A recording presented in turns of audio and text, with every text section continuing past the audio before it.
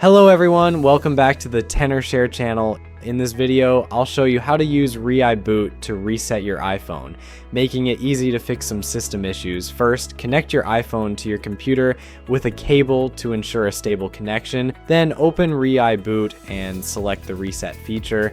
Just one click and your phone will return to its default settings, which can fix some minor problems.